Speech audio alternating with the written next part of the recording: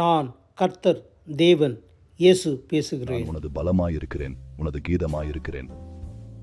சில நாள் காலையில் அந்த நாளின் பாரம் உன்னை தடுமாற வைக்கிறது.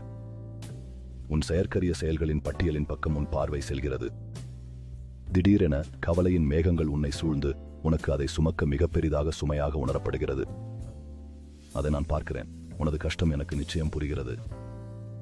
எதிர்காலத்தை நினைக்கும் ஆற்றல் மனிதருக்கு மட்டுமே கொடுக்கப்பட்டுள்ளது. இந்த வரம் ஒரு வகையில் சபதமாகிவிடலாம். அதனால அது நடக்கும்போது உன் சிந்தனைகளை மீண்டும் என்னை நோக்கி திருப்ப வேண்டும். எதிர்காலம் தெளிவாக இல்லாத போது அல்லது களைப்பாக இருந்தால் என்னை நினை. நான் உனது பலம், நீ நின்று கொண்டிருக்கும் உறுதியான பாறை என்பதை மறந்து விடாதே.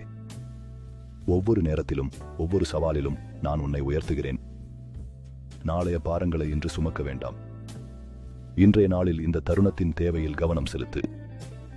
இப்போது உனக்கு தேவைப்படும் பலத்தை நான் தருகிறேன். நான் உனது கீதமாகவும் இருக்கிறேன். ஒரு பாடலை நினைவில் கொள். அது எப்படி உன் மனதை சந்தோஷப்படுத்துகிறது. நான் உனக்கு இருக்க விரும்புகிறேன். வேலையிலே மந்தமானது போல் தோன்றும் போது, பயணம் நீளமாக உணரப்படும் போது, என் மகிழ்ச்சி உன்னை ஆழமாக உற்சாகப்படுத்தட்டும். நாம் இப்பயணத்தை ஒன்றாக மேற்கொள்ளுவோம். அதனால் உன் மனதில் என் குரலை உணர்ந்து கொள். வேலை துதியாக மாறும், முயற்சி மகிழ்ச்சியாக மாறும். ஆதலால் சுவாசிக்க ஓய்ந்து என் கையை பிடித்துக்கொள். எனது பலமும் எனது பாடலும் என் துணையுடன் நாம் இந்த நாளை அன்புடனும் மகிழ்ச்சியுடனும் கடக்கலாம். நீ தனியாக இல்லை, நான் உன்னோடு இருப்பேன். உனக்கு ஆனந்தமான கீதமாகவும் இருக்கிறேன். இச்செய்தியை அளிப்பவர் வரதராஜ். பரிசுத்த வேதாகமம் யாத்திராகமம் 15:2 சொல்லுகிறது, கர்த்தர் என் பெலனும் என் கீதமுமானவர், அவர் எனக்கு இரட்சிப்புமானவர்.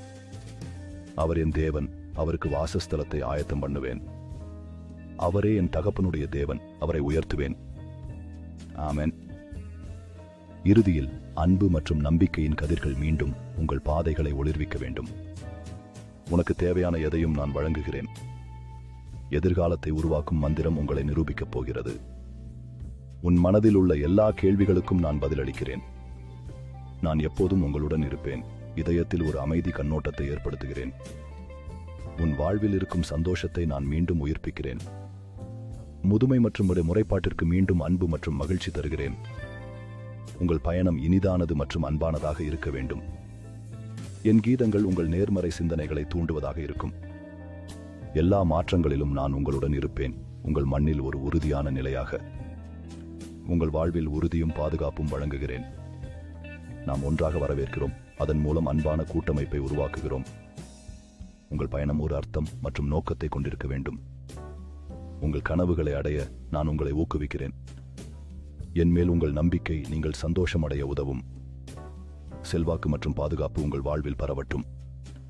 நீங்கள் புதிய சந்தோஷங்களை அனுபவிக்க தயாராக இருக்கிறீர்கள். இனிமேலும் மகிழ்ச்சியை வாழுங்கள். உங்கள் வாழ்வின் கடைசி நாளில் கூட உங்கள் எண்ணங்களை நான் ஊக்குவிக்கிறேன். ஒவ்வொரு நாளும் புதிதாகவும் மகிழ்ச்சியாகவும் உருவாக்குங்கள். அது உங்கள் உள்ளத்தில் அமைதியை கொண்டு வரட்டும். எல்லாம் முடிவடையும் போது நான் உங்களுடன் இருப்பேன். ஒவ்வொரு நாளும் புதிய வாய்ப்புகளை வழங்குகிறது. உங்கள் இலக்குகளை அடைய நீங்கள் தயங்க வேண்டாம்.